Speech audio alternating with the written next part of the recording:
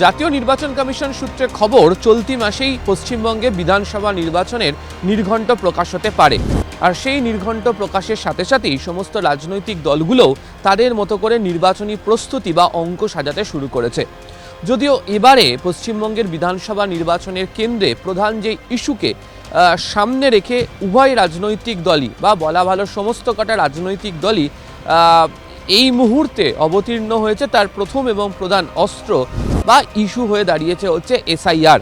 এবং এই এসআইআর ইস্যুকে জাতীয় রাজনীতির প্রেক্ষাপটে আরও বেশি করে গুরুত্বপূর্ণ করে তোলার জন্য মমতা বন্দ্যোপাধ্যায়ের এই দিল্লি সফরের ক্ষেত্রে তিনি যেভাবে কমিশনকে লাগাতার আক্রমণ শানাচ্ছেন, একই সঙ্গে কেন্দ্রের শাসক দল বিজেপিকেও একই বন্ধনীর মধ্যে রেখে আক্রমণ শানাচ্ছেন, তাকে ঘিরেই তৃণমূল কংগ্রেস তাদের রাজনৈতিক অস্ত্র তৈরি করার বা খোঁজার কাজ ইতিমধ্যেই শুরু করে দিয়েছে। বিজেপি শিবিরের তরফ থেকে কখনো অমিত শাহ, কখনো নরেন্দ্র মোদী বা সাম্প্রতিক সময় নীতিন নবীনকেও দেখতে পাওয়া গিয়েছে রাজ্যে এসে সাংগঠনিক বৈঠক করতে, রাজনৈতিক সভা করতে, এবং প্রত্যেক কটা সভা থেকেই তারা এসআইআর ইস্যুর প্রসঙ্গকে কার্যত অন্য পথে চালনার অভিযোগ তৃণমূল কংগ্রেসের বিরুদ্ধে আনছেন। এবং তাদের বক্তব্য, যেভাবে এসআইআর সংক্রান্ত ইস্যু নিয়ে মানুষজনকে এই রাজ্যের মধ্যে কথা বলা হচ্ছে, তাতে মানুষজনকে ভুল বোঝানোর পরিকল্পনা রয়েছে। যদিও এই বিষয়কে কার্যত উড়িয়ে দিয়েছে তৃণমূল কংগ্রেস, এবং তৃণমূলের বক্তব্য, এসআইআর নিয়ে অপরিকল্পিতভাবে নির্বাচন কমিশন এগোনোর ফলে যারা ভুক্তভোগী, যে মানুষজনকে হেনস্থা বা হয়রানির শিকার হতে হচ্ছে, তার দায় কমিশনকেই নিতে হবে। এবং এরই মাঝে দাঁড়িয়ে গণেশ কুমারের মুখোমুখি হওয়া এবং সেই বৈঠক মাঝপথেই ছেড়ে বেরিয়ে আসা কারণ হিসেবে মমতা বন্দ্যোপাধ্যায় তিনি উল্লেখ করেছেন যে তাদেরকে সম্মান দেওয়া হয়নি, অপমান করা হয়েছে, তা নিয়েও রাজনৈতিক চর্চা ইতিমধ্যে অব্যাহত। এর আগে দেখতে পাওয়া গিয়েছিল কেন্দ্রীয় বঞ্চনার মতো ইস্যুতে যারা ভুক্তভোগী রয়েছেন তাদেরকে দিল্লিতে নিয়ে গিয়েছিল তৃণমূল কংগ্রেস, এবং দিল্লিতে নিয়ে গিয়ে তাদেরকে নিয়ে যে আন্দোলন করানো হয়েছিল, তারপর আইনি লড়াইয়ের রাস্তাও তৃণমূল কংগ্রেস তৈরি করে ফেলে। এবং শেষমেশ হাইকোর্ট, পরবর্তী সময় সুপ্রিম কোর্টের তরফ থেকেও নির্দেশে বলা হয় যারা প্রাপক রয়েছেন, যাদের অর্থ রয়েছে বকেয়া, তাদেরকে মিটিয়ে দিতে হবে। তবে এখনো পর্যন্ত সেই অর্থ মেটানো হয়নি। এই আবহের মধ্যেই এই এসআইআর ইস্যুকে ঘিরে তৃণমূল কংগ্রেসের তরফ থেকে দিল্লিতে জাতীয় রাজনীতির প্রেক্ষাপটে নজর কাড়ার জন্য সর্বাঙ্গিকভাবে তাদের এই আন্দোলনকে আরও অনেকটা বেশি তুলে ধরা হয়েছে।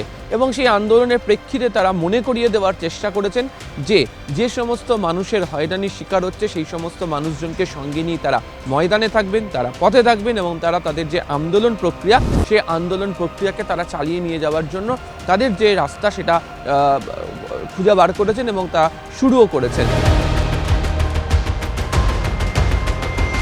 এমনকি যারা আক্রান্ত রয়েছেন, সেই আক্রান্ত পরিবারের সদস্যদের সঙ্গে মমতা অভিষেক একসঙ্গে বসে দেখেছেন, তাদেরকে কি পরিমাণ সমস্যার মধ্যে দিয়ে যেতে হচ্ছে, সেই সমস্যাকে জাতীয় রাজনীতির প্রেক্ষাপটে দিল্লিতে বসে তুলে আনার চেষ্টা করেছেন।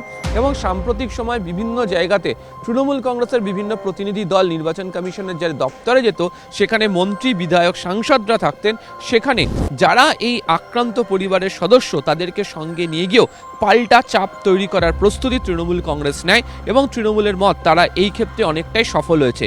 এবং এরই মাঝে দেখতে পাওয়া গিয়েছে যে কার্যত নজিরবিহীনভাবে তৃণমূল কংগ্রেসের চেয়ারপারসন তথা রাজ্যের মুখ্যমন্ত্রী মমতা বন্দ্যোপাধ্যায় তিনি সুপ্রিম কোর্টে মামলা দায়ের করেছেন। প্রশাসনিক মহলের মতে এটা অনেকটা চাপ তৈরি করার কৌশল।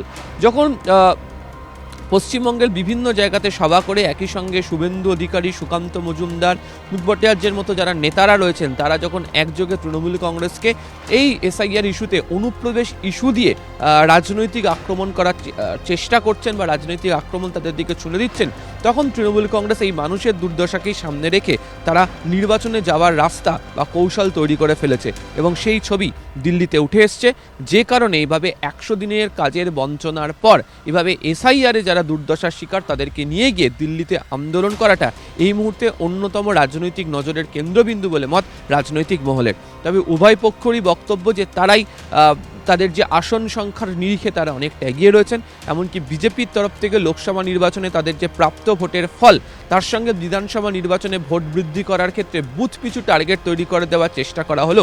তৃণমূলের বক্তব্য যে এই এসআইআর এর কাজের মধ্যেই পরিষ্কার হয়ে গিয়েছে সংগঠনের কাজে কাদের কতটা দক্ষতা রয়েছে এবং সেই সাংগঠনিক শক্তির উপর নির্ভর করেই মানুষের সমস্যাকে সামনে রেখেই তারা তাদের জোরদার রাজনৈতিক প্রচার চালিয়ে যাবেন। যে কারণেই দিল্লিকে বেছে নেওয়া জাতীয় রাজনীতির প্রেক্ষাপটে শুধুমাত্র বিজেপিকে নয়, তৃণমূল কংগ্রেসের সমভাবাসম্পন্ন যে সমস্ত রাজনৈতিক দলগুলো রয়েছে তাদেরকেও সঙ্গে নিয়েও একযোগে আক্রমণ চালানো যায়। অসিত দাসের সাথে আবির ঘোষাল, নিউজ 18 বাংলা ডিজিটাল, কলকাতা।